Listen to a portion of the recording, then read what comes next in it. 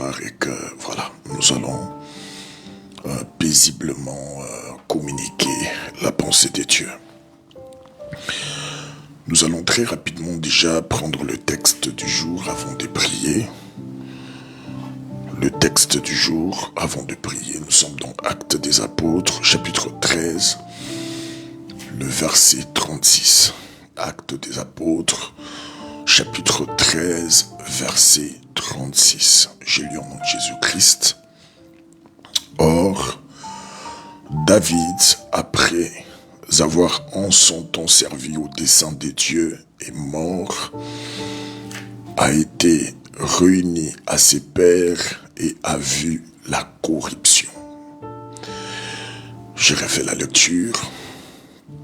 Or, David, après avoir en son temps servi au dessein de Dieu, est mort, a été réuni à ses pairs et a vu la corruption. Nous allons prier.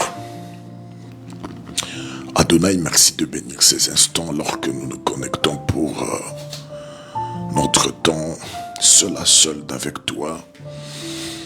Un vœu que nous avons fait depuis quelques jours, être dans ta présence chaque jour pendant 1 heure dans le partage de la parole, mais aussi de la prière.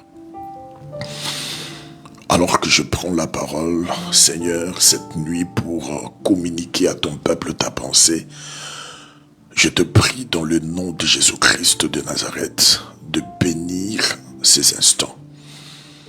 Je te prie en même temps, Seigneur, d'amener toute pensée captive à l'écoute de ta parole. Merci aux anges commis à mon ministère qui en même temps seront en train de faire en sorte que les paroles qui sortent de ma bouche ici où je me trouve à Helsinki, que ces paroles aient également aussi de l'impact dans la vie du peuple de Dieu connecté qui me suivent en ce moment. Bénis ces instants, ouvre le ciel et permets-nous d'expérimenter ta puissance, Seigneur, cette nuit, et cela au nom de Jésus-Christ. J'ai ainsi prié. Amen. Voilà, Dieu vous bénisse donc. J'espère que chacun de vous a pu partager dans le groupe, mais aussi sur son profil déjà. Que Dieu soit béni. Ce texte de Actes des Apôtres que nous venons de lire, chapitre 13, les versets 36, nous parle de David. Ce texte nous parle de David, mais nous révèle quelque chose de très très important en nous livrant en même temps un secret qui est, que je considère pour moi comme le secret de la longévité sur terre. Nous voyons beaucoup aujourd'hui courir ça et là et passer parfois du temps dans des églises priant, chassant l'esprit de mort. D'autres sont aptes à l'exercice physique, je parle là du sport. Et on veut à tout prix se garder en bonne santé, on mange bien. On fait attention à ce que l'on consomme, à boire comme à manger. L'on se comporte de manière à ce que l'on ne détruit pas sa santé parce que tout le monde aime la vie et tout le monde veut vivre. Et si l'on nous posait la question, bien sûr, c'est une question osée que je peux me permettre de te poser à toi, connecté cette nuit à ce direct. La question est celle de savoir pourquoi tu n'es pas mort. Pourquoi tu es encore parmi les vivants. Alors les réponses seront différentes. D'autres vous diront, écoutez, je ne peux quand même pas partir maintenant parce que j'ai encore mes enfants qui sont petits, qui doivent grandir. D'autres également te diront, écoute, pasteur, je suis encore jeune. Il y aura des réponses, bien sûr, que beaucoup vont donner. Mais ce qu'il faut retenir, c'est que si par exemple, je prends les deux premières réponses que je venais de préciter, que mes enfants sont encore jeunes, savez-vous qu'il y a des enfants qui sont restés orphelins, alors que nous vous parlons maintenant qui ont perdu leurs parents. Et d'autres vous diront, pasteur, c'est peut-être parce que je suis encore jeune. Oui, je peux te dire qu'aujourd'hui même, beaucoup de jeunes sont morts. D'autres sont dans des blocs opératoires, dans des situations très compliquées, dans des salles de réanimation, dans des soins intensifs, en train de se battre entre la vie et la mort. Alors, la Bible dit Dieu n'est pas injuste. Dieu ne fait exception de personne. Ce qui est arrivé aux autres peuvent également aussi arriver à tout le monde. Ça peut m'arriver, ça peut aussi t'arriver. Donc dire par exemple que voilà, je ne peux pas mourir aujourd'hui parce que mes enfants sont encore jeunes ou parce que je suis encore jeune. Écoutez, déjà, il faut ici retenir, et c'est la chose la plus importante, c'est que la vie ne dépend pas de nous. C'est Dieu seul qui définit les choses. Cela ne dépend nullement de nous. L'homme, comme le dit les Saintes Écritures, la Bible dit que l'homme n'est pas maître de son souffle. Et quand nous voyons dans les Saintes Écritures, parlant de la mort, nous découvrons que plusieurs textes de la Bible évoquent le fait qu'il y a un temps pour vivre et pour mourir, et que nos jours sont comptés. Et le livre de Job dit, je cite, « Tu as compté mes mois, tu as compté ces mois, et tu en as marqué le terme qu'il ne saurait franchir. » Je suis dans Job, chapitre 14, le verset 5. « Tu as compté ce mois, tu en as marqué le terme qu'il ne saurait franchir. » C'est Dieu qui définit le jour de l'homme sur la terre. Ce n'est pas à l'homme qu'appartient cette décision de se dire, voilà, je veux vivre autant des années.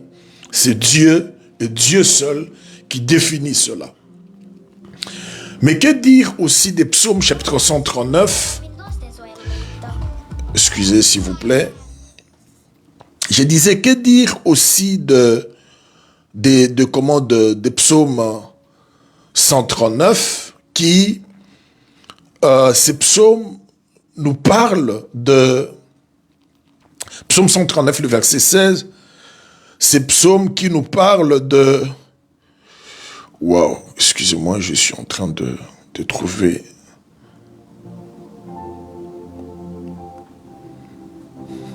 Je disais que dire de psaume chapitre 139, verset 16, mais aussi d'Ecclésiaste chapitre 3, qui souligne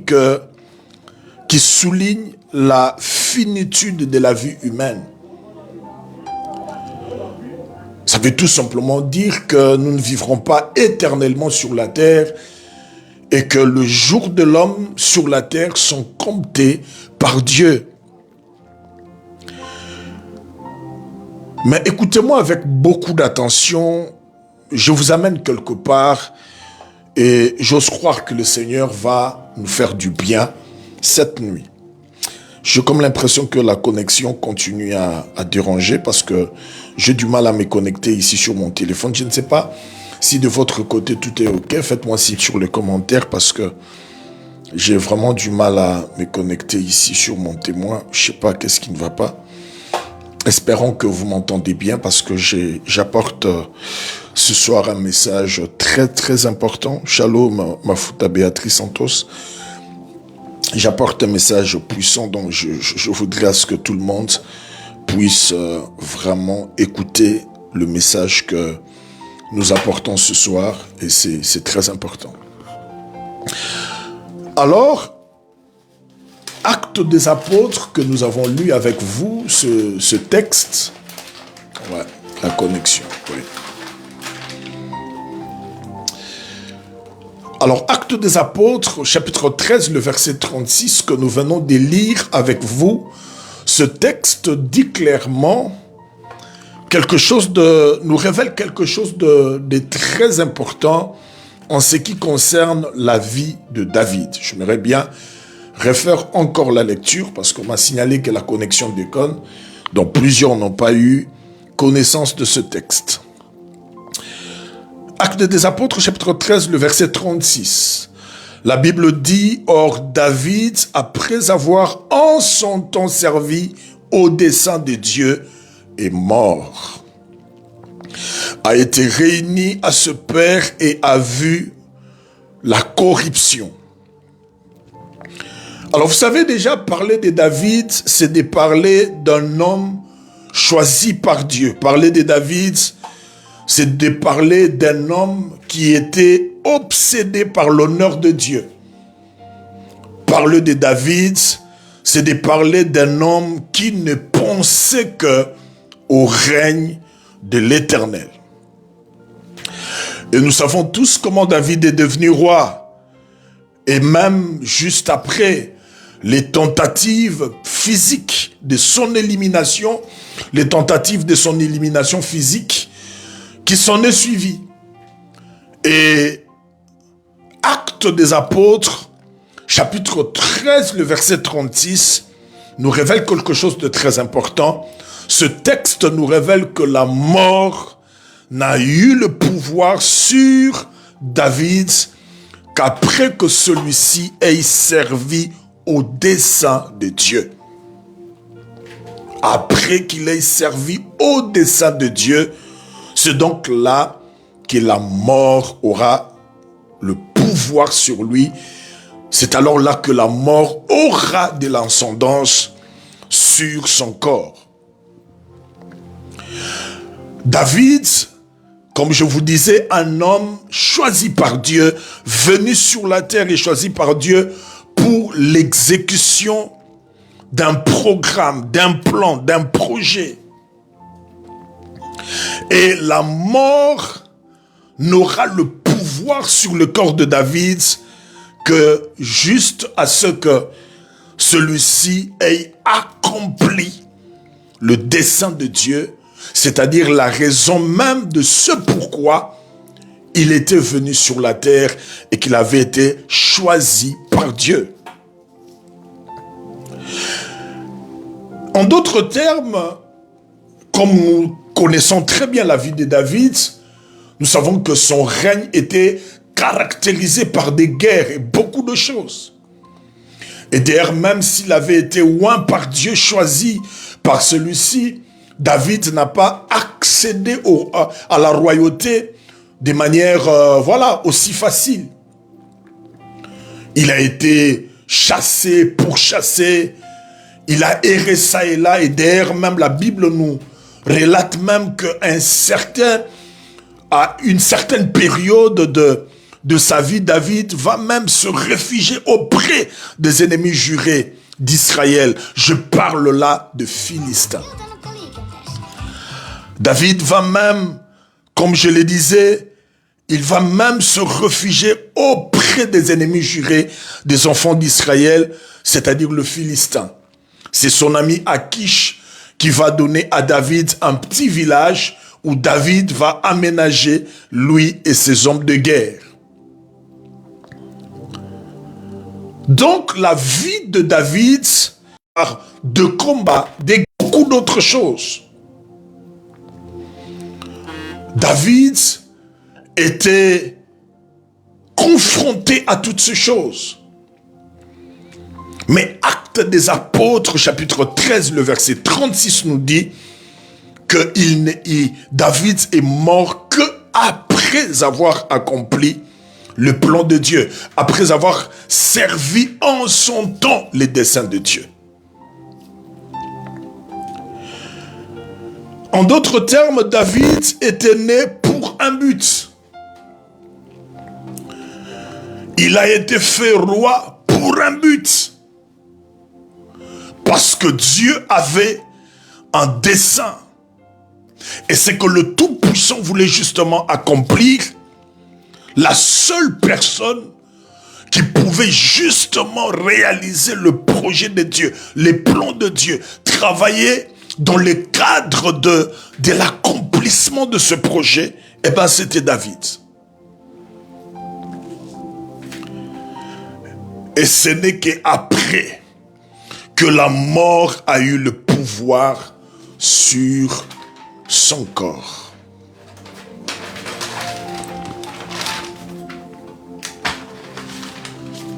Je crois qu'il est important sur ce texte, en lisant ce texte, que chacun de nous essaie un peu de réfléchir et de comprendre. Et vous aurez compris, comme moi, que la seule chose qui a gardé David toutes ces années, c'est parce que David était porteur d'un projet de Dieu.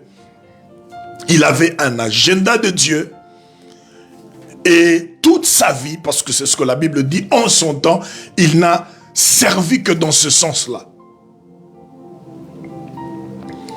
Nous sommes tous confrontés à beaucoup de choses, des combats et beaucoup de réalités spirituelles dont le seul objectif, c'est de nous pousser, nous précipiter vers la mort.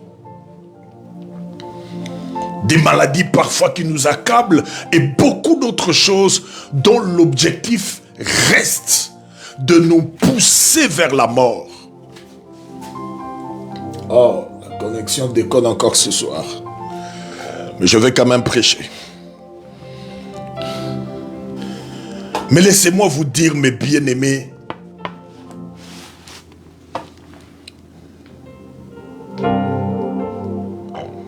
laissez-moi vous assurer d'une chose, c'est que si vous êtes porteur d'un projet de Dieu, porteur d'un plan que Dieu doit accomplir par vous sur la terre, la mort n'aura aucun pouvoir sur vous. Même si cela est voulu par qui que ce soit, tant que le plan de Dieu ne s'est pas d'abord accompli, eh bien la mort n'aura pas l'ascendance sur vous. Là c'est d'un côté, ça, là c'est d'une part. Mais de l'autre part aussi, il faut que tu sois conscient que la seule chose qui peut te garder, la seule chose qui peut te protéger, c'est servir au dessein du Tout-Puissant. Servir au dessein de Dieu. Voilà la chose qui va te protéger et la chose qui va te garder. La mort n'a eu le pouvoir sur David, sur son corps. Son corps a commencé à se détériorer que juste après que David ait en son temps servi au dessein de Dieu. Et quand il accomplissait pourquoi il avait été appelé par Dieu, c'est donc là maintenant que la mort a eu le pouvoir sur lui.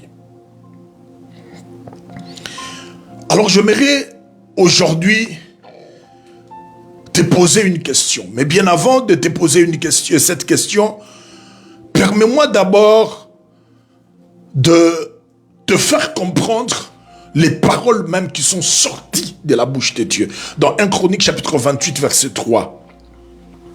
Les paroles même sorties de la bouche de Dieu lui-même que David répète ici. Ces paroles sont que au moment où David s'apprêtait à construire une maison pour Dieu, Dieu a rappelé à David ce pourquoi il ne pouvait pas lui construire une maison. Et faisant comprendre à David que tu ne peux pas me construire une maison pour deux raisons. D'abord, il lui dit parce que tu es un homme de guerre. Et deuxièmement, il lui dit parce que tu as versé du sang. C'est-à-dire tes mains ont du sang. Et tu as été un homme de guerre. Donc David était un homme de guerre. Que dire de 1 Samuel chapitre 18? Le verset 5, le verset 14, le verset 15. Le verset 5 nous rapporte qu'il a été mis à la tête. Le verset 14 nous rapporte qu'il réussissait dans toutes les guerres. Et le verset 15 nous dit qu'il réussissait partout. Il était toujours au front. Mais David n'avait pas été touché même par une balle. Alors que c'était lui qui menait le troupe.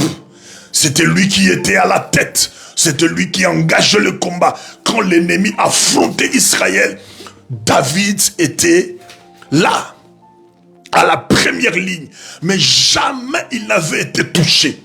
Même pas une balle perdue. Pourquoi?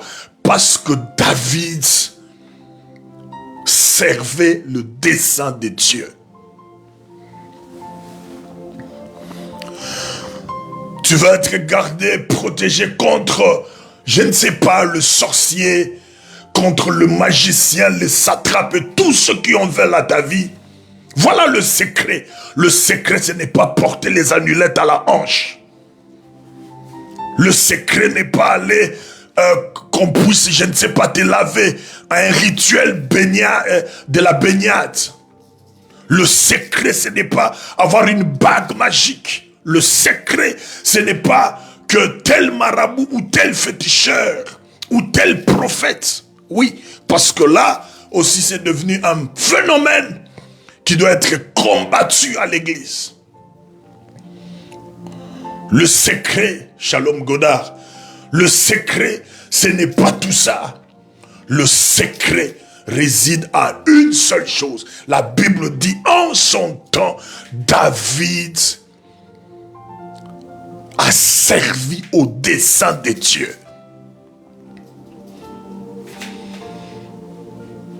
Dieu a un projet. Il a des choses qu'il veut exécuter, accomplir sur la terre. Il lui manque des hommes. Enrôle-toi dans l'armée du Tout-Puissant. Sois prompt à servir aux intérêts du royaume. Ton énergie, ton argent, ton attention et tout le reste, investis cela pour les intérêts du royaume. Parce que c'est pour cela que tu es sur la terre et c'est la seule chose qui va te protéger et qui va te garder. Et parce que Dieu te protégera, tes enfants aussi seront protégés. Ta maison aussi sera protégée. Et tes biens aussi seront protégés. Le dessein de Dieu. David n'a servi qu'à ça. Rappelez-vous encore de ces paroles fortes. Il était encore jeune. Mais arrivé au champ de bataille, ce n'était même pas pour combattre qu'il était là. Il était là parce que son père l'avait envoyé pour voir ce frère. Mais arrivé dans le champ de bataille, il voit un homme, un incirconcis, qui insulte l'armée du Dieu vivant. Et cela l'a révolté. Il dit, mais qui est celui-ci qui insulte l'armée du Dieu vivant? Ce jour-ci, je ne fais qu'adorer avec le frère Denis Ngonde. Et aujourd'hui, je me disais, oh mon Dieu, si tu m'avais béni. Oh mon Dieu, si tu m'avais béni. J'aurais acheté pour cet homme un villa. Pour honorer cet homme pour le travail qu'il a battu. Le don qu'il a été pour l'église. Et tous ces cantiques qui sont aujourd'hui les cantiques de l'église qu'il a dotés à l'église.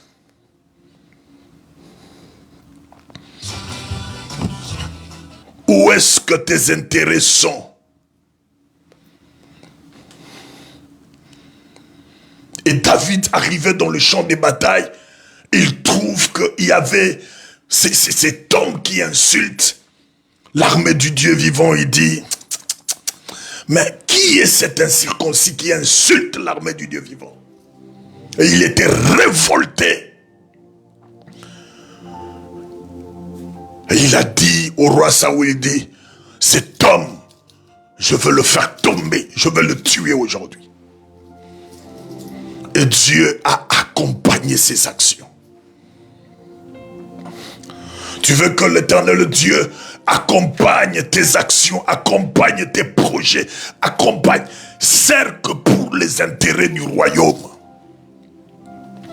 Nous voyons aujourd'hui des hommes payer le billet. Nous voyons des hommes investir de moyens, faire beaucoup de choses, mais parfois dans le futilité.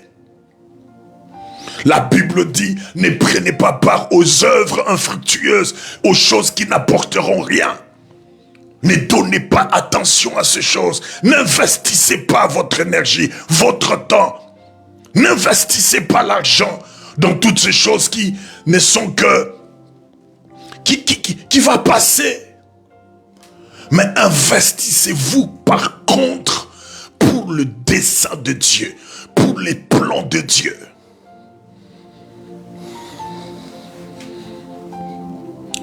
Shalom, servante de Dieu, Ange Mianda.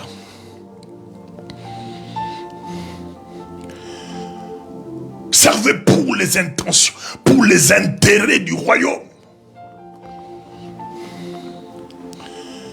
C'est la seule chose qui va vous protéger.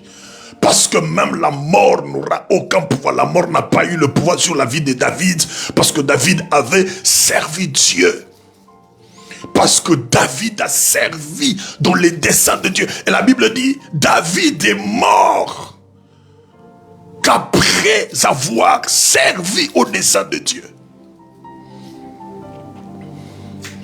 Et quand il accomplit la mission sur la terre, sa mission sur la terre, c'est alors que Dieu l'a pris. Tu es en train d'ouvrir parfois des portes dans ta vie parce que tu ne discernes pas ce à quoi tu es appelé, ce à quoi tu es sur la terre, ce à quoi Dieu t'a envoyé en France, en Belgique, ce à quoi tu te trouves dans cette ville, en Suisse, à Londres, au Canada. C'est parce que tu ne discernes pas ce pourquoi Dieu a voulu que tu sois là. Ce pourquoi Dieu t'a envoyé là. Ce pourquoi Dieu a attaché ta vie à cet homme. Merci Saint-Esprit. C'est pourquoi Dieu a attaché ta vie à cette femme. C'est pourquoi Dieu t'a donné des beaux enfants. C'est pourquoi Dieu t'a donné ces moyens que tu as. Le peu que tu as, tu ne fais que te plaindre, vous savez. Cela t'empêche même à reconnaître ce que le peu même que Dieu t'a donné. Mais écoute-moi très bien, le peu que tu as là, beaucoup en cherchent. Le peu que tu as là, beaucoup en cherchent. Investis dans ton appel, investis dans ta mission, investis dans les intérêts du royaume, investis pour que le royaume avance, sers les intérêts du royaume, les desseins de Dieu, et Dieu te protégera. Dieu te protégera, Dieu te gardera. La mort n'aura pas le pouvoir sur toi. Ma femme le sait très bien. À chaque fois que Dieu me donne le peu, a priori, en priorité, je pense toujours d'abord à Dieu. Je pense d'abord à mon appel. Que faire? Qu'est-ce que je dois ajouter? Qu'est-ce que je dois faire? Et c'est tout ce que je fais. J'investis pour mon appel. J'investis pour la vision que Dieu m'a donnée. Mais aussi, mon argent sert pour le dessein du royaume. Et après, la priorité, c'est ma petite famille. Et on pense aussi aux autres. On s'est dit, voilà, qu'est-ce qu'on va faire pour les autres aussi. Ce qui te gardera, ce n'est pas parce que tu vas aller faire des courbettes auprès de, je ne sais pas, des hommes qui ont de l'autorité sur toi. Oh non, notre oncle là dans la famille, lui, il se fâche. Cette année, quelqu'un risque de partir. Je dois aller voir XY. Je dois entretenir mes belles-sœurs. Je dois faire ceci, cela. Oui, c'est bien bon de le faire. Mais la priorité, ce n'est pas ça. La Bible dit dans Actes des Apôtres, chapitre 13, le verset 36 que nous venons de lire, la Bible dit David mourut après que en son temps il ait servi pour les desseins de Dieu. Discerne quelle est ta raison d'être sur la terre. Pourquoi Dieu t'a donné les peu? Pourquoi il y a cette flamme de l'intercession dans ton cœur? Pourquoi ce feu bouillonne en toi, ce zèle que tu as? Et quand tu discernes toutes ces choses, investis-toi sans attendre. Donne-toi, investis ton temps, ton énergie pour l'intérêt du royaume. Et vous savez, la Bible dit ce n'est qu'après qu'il a connu la corruption. Ce n'est qu'après. Je ne sais pas pourquoi ce message est tellement combattu par le réseau alors que j'ai la boîte Wi-Fi ici dans mon bureau. Mais la connexion déconne ce soir, je ne sais pas pourquoi. Mais si au moins tu as eu le temps de me capter, ne serait-ce que avoir capté ma voix, c'est cette nuit, je te conseille de ne surtout pas négliger ce message. Et je te prierai comme ça même à suivre cela en rediffusion. Comme la vidéo restera sur Facebook. Alors prends le temps de resuivre ce message. Le Seigneur va sûrement te parler au travers de ce message. Sers pour les intérêts, pour le dessein de Dieu. Et cela doit être ta priorité. Et c'est très important. Alors j'avance très rapidement dans mon enseignement déjà. Nous venons là de voir que David, la mort a eu le pouvoir sur lui qu'après que en son temps, David ait servi les intérêts du royaume. Et c'est donc après que la Bible nous rapporte que la mort a eu le pouvoir sur lui. Je disais, discerne en premier lieu d'abord les desseins de Dieu pour ta vie. Ta raison d'être. Ce pourquoi tu es sur la terre. Parce que tu n'es pas sur la terre comment par hasard. Tu es sur la terre investi d'une mission de la part de Dieu. Et tu dois discerner ton appel et ce pourquoi Dieu te veut encore sur la terre et accomplir cela. Et travailler dans le sens de son appel. Travailler dans le sens de son appel. De ce pourquoi Dieu t'a appelé et que tu es sur la terre. C'est la seule chose qui va te protéger et c'est la seule chose qui va te garder. Mais j'aimerais encore lire avec vous un texte et nous allons prendre ce texte très rapidement. Je l'ai cité, mais nous allons vraiment le lire. J'aimerais que vous puissiez lire ce texte avec et faire comprendre quelque chose. C'est au fait une question auquel j'aimerais bien répondre. Si les jours de l'homme sur la terre peuvent être écourtés. Nous sommes dans 1 Roi chapitre 3. Prenez 1 Roi chapitre 3. 1 Roi chapitre 3. Je nous donne quelques textes que nous allons lire. Nous commençons à lire commençons par le verset 11. Et Dieu dit, puisque c'est là ce que tu demandes, puisque tu ne demandes pas pour toi ni une longue vie, ni les richesses, ni la mort de tes ennemis, et que tu demandes de l'intelligence pour exercer la justice, voici j'agirai selon ta parole, je te donnerai un cœur sage et intelligent. De telle sorte qu'il n'y aura eu personne avant toi et qu'on ne verra jamais personne de semblable à toi. Verset 13, je te donnerai en outre ce que tu n'as pas demandé. Soulignez cela. Je te donnerai en outre ce que tu n'as pas demandé, des richesses, de la gloire, de telle sorte qu'il n'y aura pendant toute ta vie aucun autre roi qui soit pareil à toi. Qui soit pareil à toi. Verset 14, et si tu marches dans mes voies, en observant mes lois, mes commandements, comme l'a fait David, ton père, je prolongerai tes jours. Je prolongerai tes jours. Oh mon Dieu. J'aimerais que Dieu cite mon nom en exemple comme ça.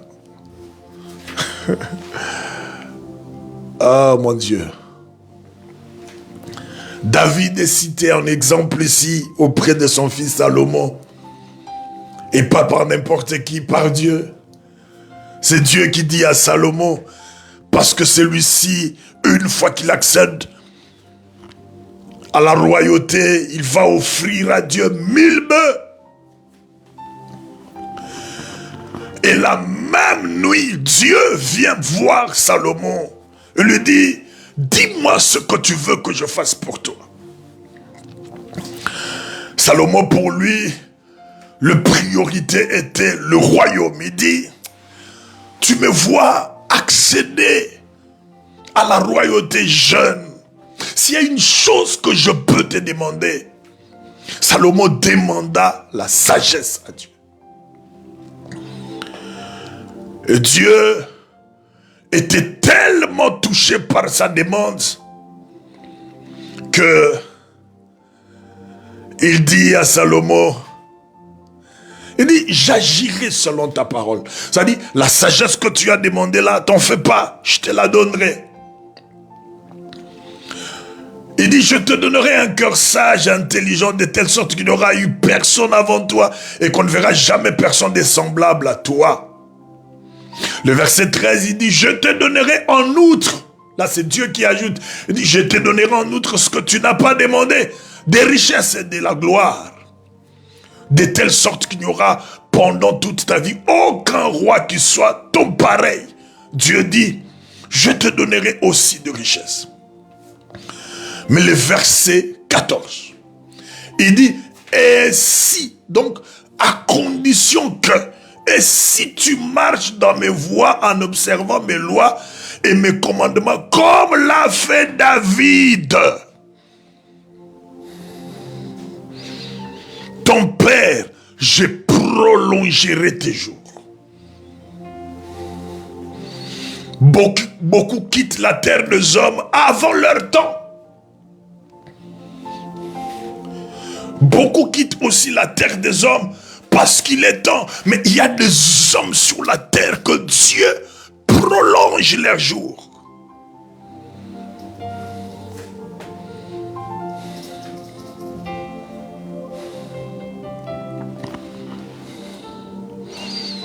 Je lève ma main droite cette nuit.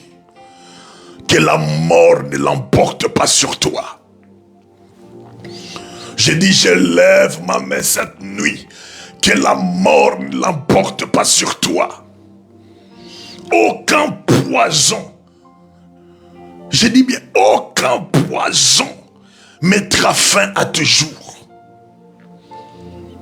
Aucune maladie mettra fin à tes jours. Tu ne mourras qu'après avoir accompli le dessein de Dieu. Et pour avoir accompli le dessein de Dieu, c'est alors là maintenant que la mort aura le pouvoir sur toi. Je voyais comment on parlait du Covid ici, D'autres avaient peur du vaccin. De chrétiens qui avaient peur. Non, c'est un complot, c'est ceci, c'est cela. Il y avait pas mal de discours. Mais moi, je voyais les choses autrement. Je voyais les choses autrement. Et un jour, nous étions à la maison, j'ai dit à ma femme, j'ai dit, au cours de cette période, si tu vois l'ambulance venir me prendre à la maison, sache que je ne reviendrai pas. Alors je lui disais, tu garderas bien les enfants. Tu garderas bien les enfants. Et je lui disais ça au moment où je me sentais pas bien.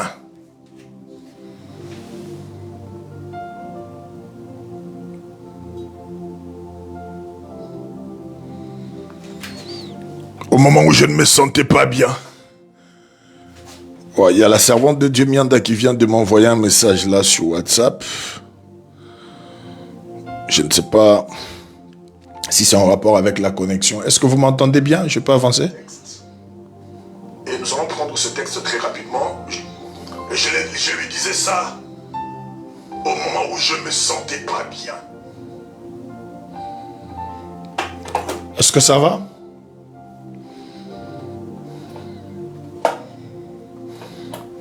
Faites-moi signe, il y a la servante de Dieu, Ange Mianda, qui m'a envoyé une note vocale là, donc du coup...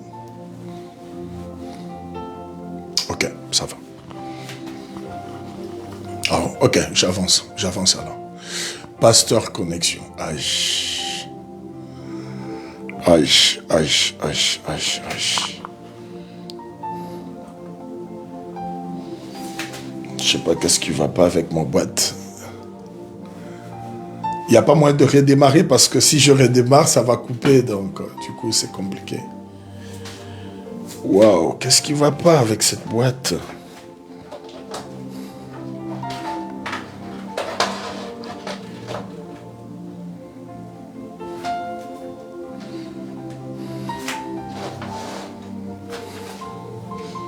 Ouais, il y a vraiment un problème là. Je vois ça, ça clignote, hein, donc il y a un problème.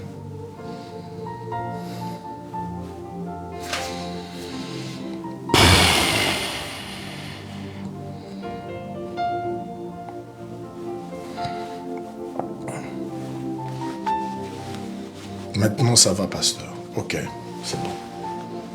Ok, j'avance alors. Alors, je parle comme ça à ma femme. J'ai dit, écoute, le jour que tu vois une ambulance venir me prendre, garde bien les enfants, parce que je ne reviendrai pas. Parce que je ne me sentais pas bien. Et 2 jours après, c'est des fortes fièvres, je ne me sentais pas vraiment bien. Et elle a commencé à prier, j'étais dans ma chambre, je ne me sentais pas bien et on appelait l'ambulance. Elle appelle l'ambulance et au moment où on attend l'ambulance arriver à la maison, je commençais à prier au plus profond de moi. Je priais, je priais, je priais, je priais. J'avais compris que l'esprit des morts s'empare de la vie de beaucoup de gens comme ça. Et beaucoup sont partis, beaucoup sont morts comme ça. Ils nous ont laissés. Et au cours du Covid, beaucoup sont partis. Oh. Oh mon Dieu, connexion.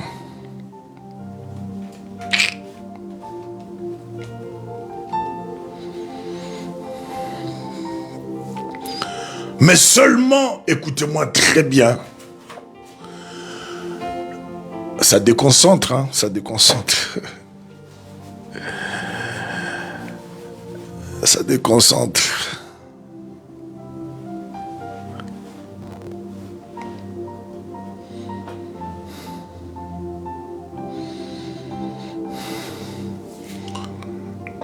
Voilà, nous allons sûrement continuer demain. Nous aurons le temps de développer demain. Malheureusement, donc...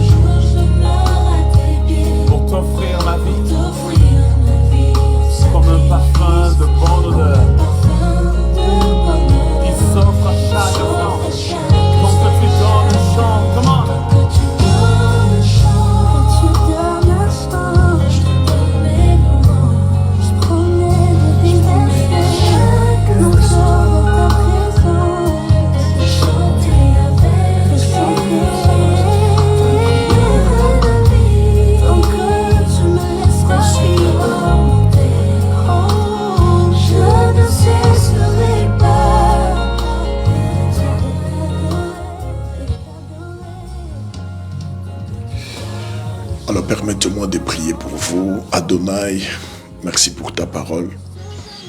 Je te prie de s'aimer celle-ci dans le cœur de chacun. Prière, Seigneur, comme David, qui est mort qu'après, Seigneur, avoir servi à tes desseins. Il est mort, la mort a eu le pouvoir sur lui qu'après avoir servi à tes desseins. Je prie également pour ta protection, Seigneur, dans la vie de tes enfants. Merci, car il est écrit que celui qui vit sous l'abri du Très-Haut repose à l'ombre du Tout-Puissant. Merci pour ta main sur nous. Merci de nous préserver de la mort et des diverses maladies. Et cela au nom puissant de Jésus-Christ de Nazareth. Je bénis ton peuple de partout connecté cette nuit à suivre ce message. Et cela au nom de Jésus-Christ de Nazareth. Amen. Amen. Voilà toutes nos excuses ce soir. Je ne sais pas si c'est le téléphone ou c'est la boîte de connexion qui nous a un peu dérangé. Je crois que demain ça va aller. Donc voilà. Fort malheureusement que je n'ai pas pu finir mon enseignement. Parce que je me sens à chaque fois déconnecté, déconcentré. Et c'est donc très difficile de communiquer le message comme ça. C'est vraiment difficile. Soyez donc bénis. Demain, nous serons les vôtres pour, voilà, vous communiquer la pensée de Dieu. N'oubliez pas de faire vos offrandes. Merci à tous ceux qui font leurs offrandes. Les liens sont sur la vidéo. Le lien PayPal, donc vous pouvez faire vos offrandes à ce lien-là. Et le Seigneur vous bénira grandement. La semaine prochaine, comme annoncé, donc je serai en Suisse déjà, parce que je commence un séminaire sur place. Je serai en Suisse pour une mission de, je crois, 2 semaines, avant de revenir ici sur la terre finlandaise. Donc du coup, le vendredi, donc nous aurons une veillée de prière, en fait une nuit de prière en ligne. Ça sera pour nous un temps de prière contre l'esprit d'émoncement. Pourquoi tous ces enseignements que je donne là, c'est en préparatif de cette nuit de prière que nous aurons vraiment un temps devant le trône où nous passerons ensemble. Donc voilà, prenez rendez-vous, donc notez cela dans vos agendas déjà. Donc le vendredi, nous serons là pour une veille de prière. Demain, ça sera samedi.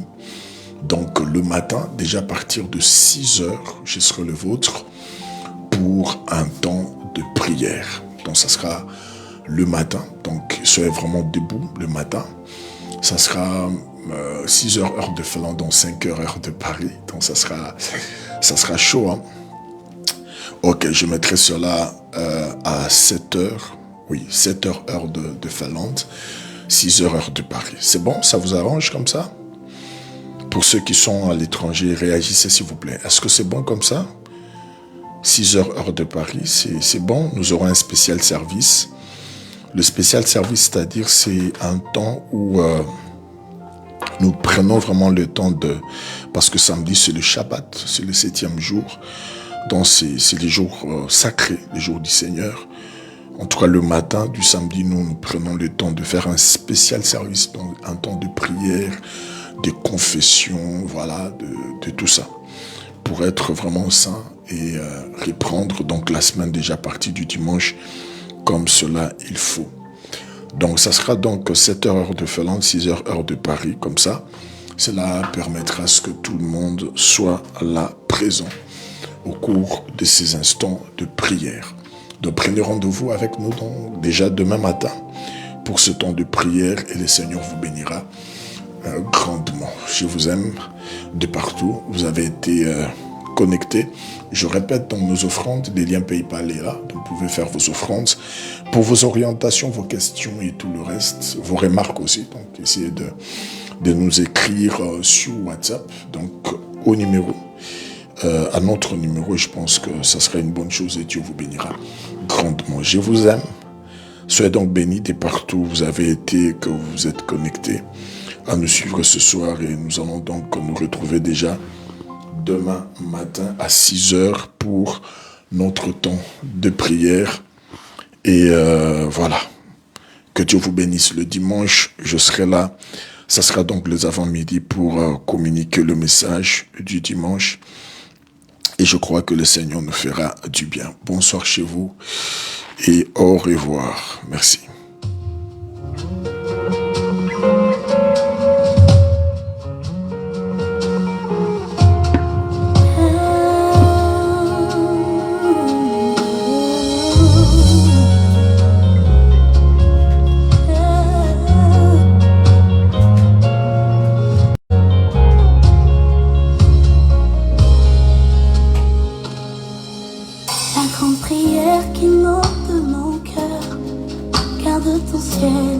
Sur moi, fais de moi un vase pour ta gloire, et que ma vie te plaise à jamais.